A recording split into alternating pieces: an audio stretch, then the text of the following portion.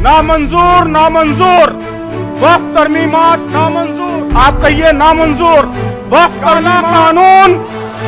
काला मीडिया ये कह रहा है कानून मुसलमानों की भलाई के लिए लाया गया है। कहता हूँ कि वो आए ईदगाह मैदान पर बनी में देखें यहाँ मुसलमान इसके बारे में क्या। हुकूमत के जो एमपीज जो आए देखें कि मुसलमान इसके बारे में सूरत ये काला कानून मंजूर का सबसे बड़ा लतीफा हुकूमत सेकुलर हुकूमत के अंदर मुसलमान को शामिल करने के लिए तैयार नहीं। भारत की तारीख में पहली बार ऐसा हो रहा है हुकूमत में एक भी मुसलमान मिनिस्टर नहीं। कानून नफरत का कानून, तफरीक का मजहर है, कानून इंसानों की तकसीम का मजहर है, दस्तूर की खिलाफ वर्जी का मजहर है। हजरत मौलाना खालिद सैफुल्लाह रहमानी साहब स्टेज पर तशरीफ फरमा, मेहमानान गिरामी, कायदीन इकराम और शहर परभनी और मराठवाड़ा के मुख्तलिफ इलाक़ों से तशरीफ़ लाए जिंदा दिल, हौसला मंद, बाज़्म बुज़ुर्गों, दोस्तों, नौजवानों और मोहतरम ख़वातीन, माओं, बहनों और बेटियों, आपका ये अज़ीमुश्शान इजलास, इसमें हज़ारों की तादाद में आपकी मौजूदगी और आपका जोश व खरोश, इन सब के जरिए आपने फिर एक बार ये पुरजोर ऐलान किया है कि मिल्लत इस्लामिया हिंदिया को वक्फ तरमीमात 2024 मुकम्मल तौर पर नामंजूर हैं। नामंजूर नामंजूर, वक्फ तरमीमात नामंजूर। आप कहिए नामंजूर वक्फ तरमीमात, वक्फ तरमीमात, काला कानून, काला कानून। तो मोहतरम बुजुर्गों और दोस्तों, ये वक्फ का मामला मुसलमानों से मुताल्लिक है और मुसलमानों की अदालत ने हर जगह हिंदुस्तान में हर मकाम पर इसी जोश व खरोश के साथ, इसी इत्तेहाद के साथ, इसी तरह एक जुबान होकर इस कानून को नामंजूर कर दिया है। जो गोदी मीडिया ये कह रहा है कि ये कानून मुसलमानों की भलाई के लिए लाया गया है, मैं दावत देता हूं कि वह आए ईदगाह मैदान पर बनी में देखें यहाँ मुसलमान इसके बारे में क्या कहते हैं। हुकूमत के जो एमपीज, जो तर्जुमान ये कह रहे हैं कि हमने मुसलमानों की मर्जी हासिल की है, वो आए देखें कि मुसलमान इसके बारे में क्या समझते हैं। मुसलमानों ने साफ साफ ऐलान कर दिया है, पुरजोर तरीके से ऐलान कर दिया है कि उन्हें किसी कीमत पर, किसी सूरत ये काला कानून मंजूर नहीं है। लेकिन मैं समझता हूं कि ये इस सदी का सबसे बड़ा लतीफा है, सेंचुरी का जोक ऑफ द सेंचुरी, सदी का सबसे बड़ा लतीफा कि जो हुकूमत सेकुलर हुकूमत के अंदर एक मुसलमान को शामिल करने के लिए तैयार नहीं है। भारत की तारीख में पहली बार ऐसा हो रहा है कि मरकजी हुकूमत में एक भी मुसलमान मिनिस्टर नहीं है। बीजेपी की हुकूमतों में कोई मुसलमान मिनिस्टर नहीं है। तो जो हुकूमत सेकुलर हुकूमत के अंदर किसी मुसलमान को शामिल करने के लिए तैयार नहीं है, वो मुसलमानों के मजहबी इदारे में गैर मुस्लिमों को रखना चाहती है। आप बताइए, इससे बड़ा कोई लतीफा हो सकता है? इससे बड़ा कोई जोक हो सकता है? मैं समझता हूं कि मुस्तकबिल का मौर्रिख इस बात को भी लतीफे के तौर पर दर्ज करेगा, मजाक के तौर पर दर्ज करेगा कि जिस कानून को मुसलमानों की भलाई के दावे के साथ लोकसभा में पेश किया गया, लोकसभा में एक मुसलमान एमपी भी ऐसा नहीं था जिसने उसकी तायीद की हो। जितने मुसलमान एमपी थे, सब ने उसकी मुखालिफत की। क्या कोई ऐसा कानून मुसलमानों की भलाई का कानून हो सकता है? मुसलमानों के मफाद का कानून हो सकता है? तो मोहतरम सामीन, ये कानून, ये बिल जो लाया गया है, ये सरासर मजाक ही मजाक है, ये लतीफा ही लतीफा है, ये सारी बुराइयों का मजमुआ है। वो सारी बुराइयां जिससे इंसानियत नफरत करती है, ये कानून उन सारी बुराइयों का मजहर है। ये कानून नफरत का मजहर है, ये कानून तफरीक का मजहर है, یہ قانون انسانوں کی تقسیم کا مظہر ہے، یہ قانون دستور کی خلاف ورزی کا مظہر ہے، یہ قانون دھوکے کی بنیاد پر لایا گیا ہے۔ اس قانون کو لانے کے لیے سراسر جھوٹ سے کام لیا جا رہا ہے۔ قانون لانے کے بعد بھی سراسر جھوٹ پورے ملک میں عام کیا جا رہا ہے۔ آپ گناتے جائیے، حسد کا نتیجہ ہے، نفرت کا نتیجہ ہے، آپ گناتے جائیے برائیاں، آپ دیکھیں گے کہ وہ ساری برائیاں جس سے انسانیت نفرت کرتی ہے، جس سے عالم انسانیت نفرت کرتا ہے، یہ قانون ان ساری برائیوں کا مظہر ہے۔ اس سے زیادہ سیاہ قانون اور کوئی نہیں ہو سکتا۔ کہا جا رہا ہے کہ یہ امید ہے۔ میں نے ابھی تال کٹورا اسٹیڈیم میں دلی میں جو پروگرام ہوا تھا، اس میں امید ہی کے لفظ کے ذریعے اس قانون کی حقیقت بتانے کی کوشش کی تھی۔ آپ بھی یاد رکھیے کہ امید کا کیا مطلب ہے۔ امید میں یو کا مطلب ہے انکانسٹیٹیوشنل۔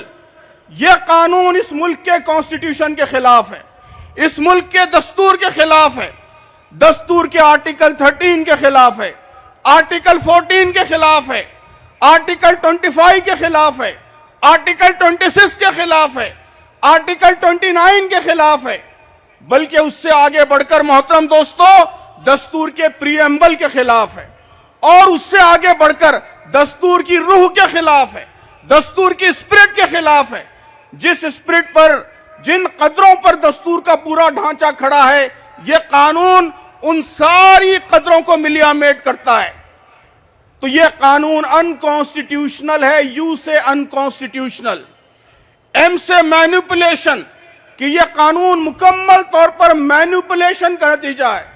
حقائق کا مینیپولیشن کیا جا رہا ہے، قوانین کا مینیپولیشن کیا جا رہا ہے، اختیارات کا مینیپولیشن کیا جا رہا ہے، اور قانون بنا کر ارادہ یہ ہے کہ وقف کی پراپرٹیز کا مینیپولیشن کیا جائے، زمینوں پر قبضہ کیا جائے، ان زمینوں کو بڑے بڑے سرمایہ داروں کے حوالے کیا جائے۔ تو یو سے انکانسٹیٹیوشنل، ایم سے مینیپولیشن، ای سے ایکسکلوژن، کہ اس قانون کے ذریعے اس ملک کی سب سے بڑی اقلیت مسلمان، ان کو الگ تھلگ کرنے کی کوشش کی جا رہی ہے۔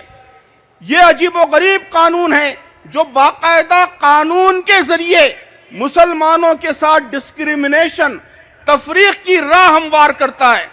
جو حقوق اس ملک میں تمام مذہبی گروہوں کو حاصل ہیں، جو سکھوں کو حاصل ہیں، جو ہندوؤں کو حاصل ہیں، جو عیسائیوں کو حاصل ہیں، صرف ٹارگیٹ کر کے مسلمانوں کو ان حقوق سے محروم کیا جا رہا ہے۔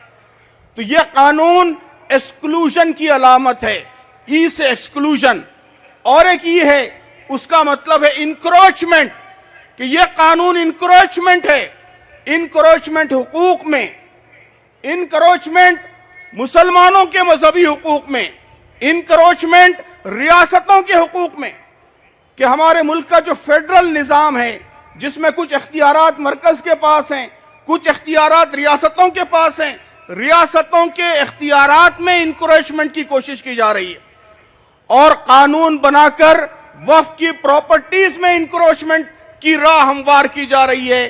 تو ای کا مطلب ہے انکروچمنٹ، اور ڈی کا مطلب ہے ڈیویژن، کہ قانون کا اصل مقصد یہ ہے کہ اس ملک میں تفریق پیدا کی جائے، نفرت پیدا کی جائے، یہاں کے مختلف طبقات کے درمیان ایک دوسرے کے سلسلے میں غلط فہمیاں پیدا کی جائیں۔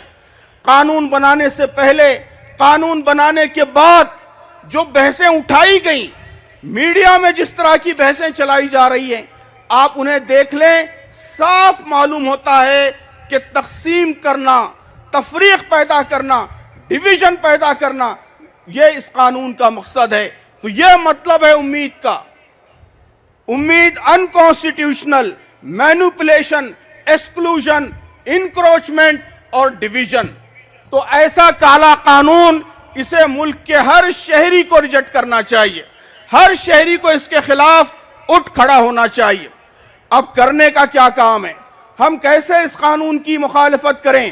کیسے حکومت کو مجبور کریں کہ وہ اس قانون کو واپس لے؟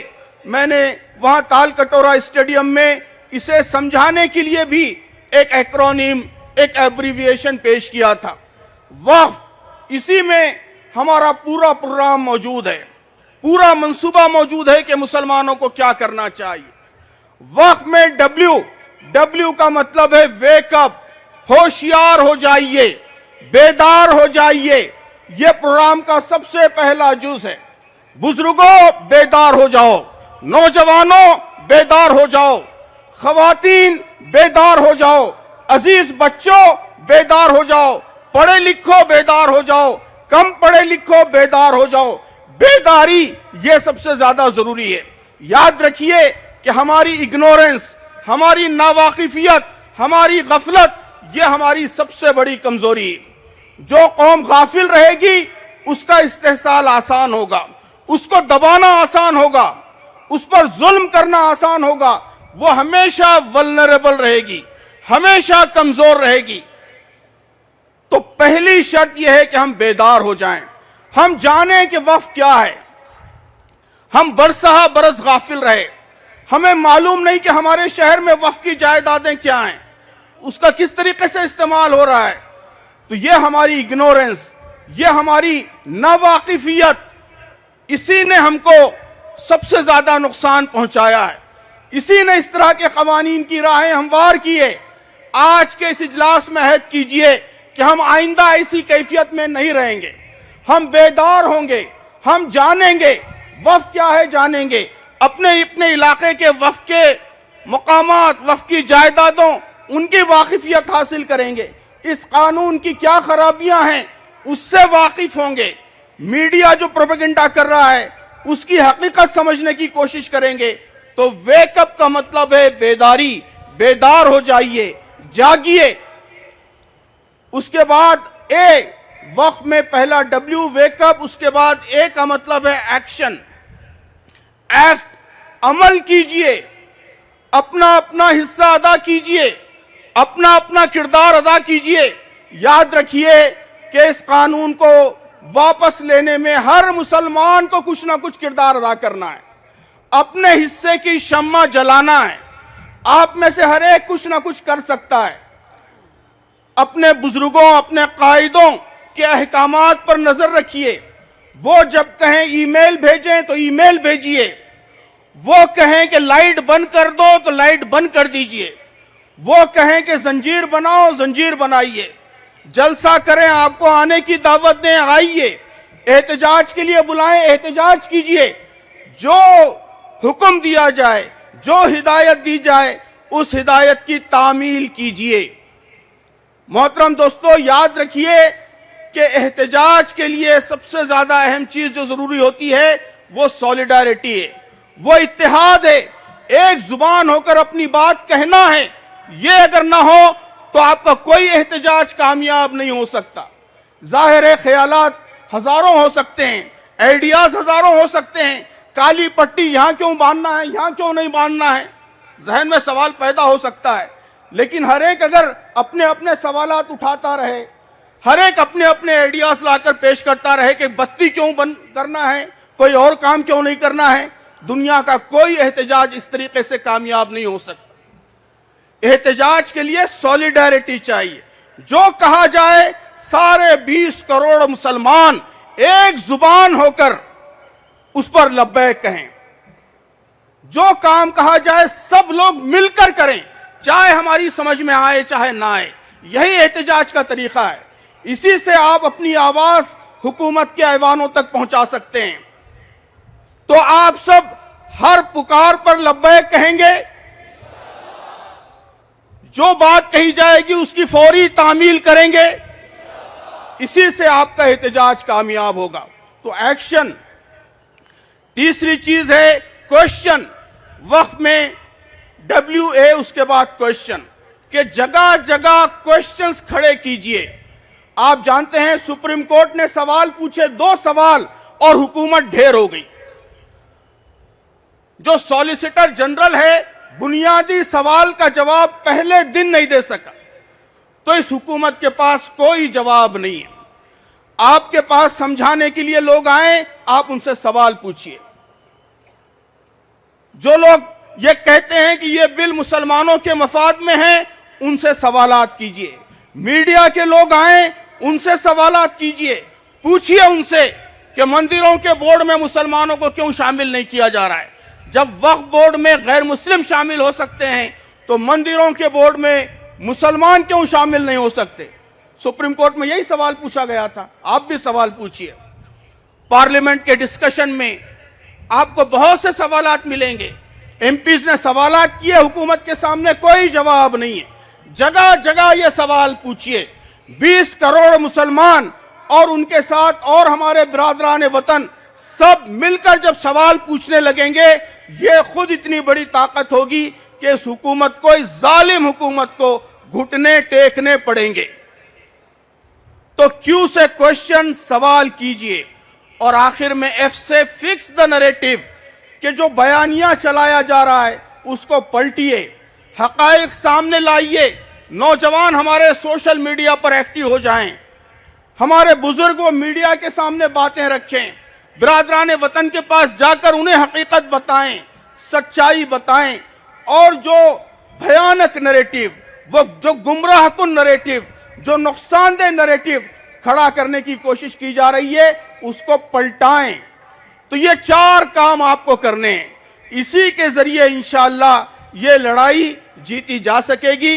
حق آپ کے ساتھ ہے، سچائی آپ کے ساتھ ہے، دلائل آپ کے ساتھ ہیں، بس شرط صرف اس بات کی ہے کہ ہم اس قوت کو محسوس کریں اور اس کا بھرپور طریقے سے، اس قوت کا، دلائل کی قوت کا، سچائی کی قوت کا پوری قوت کے ساتھ ہم استعمال کریں۔ اس کا راستہ کیا ہے؟ راستہ برابر آپ کو بتایا جا رہا ہے، اس راستے پر پورے عزم اور حوصلے کے ساتھ ہم چلتے رہیں۔ تو مجھے یقین ہے کہ انشاءاللہ یہ جلسہ، پربھنی کا یہ عظیم الشان جلسہ، وقف کے کالے قانون کو واپس لینے میں ایک بڑا اہم اور طاقتور ذریعہ ثابت ہوگا۔ واپس لو، واپس لو کالا قانون، واپس لو، واپس لو، کہیے کالا قانون واپس لو، واپس لو، وقف ترمیمات واپس لو۔ بہت شکریہ۔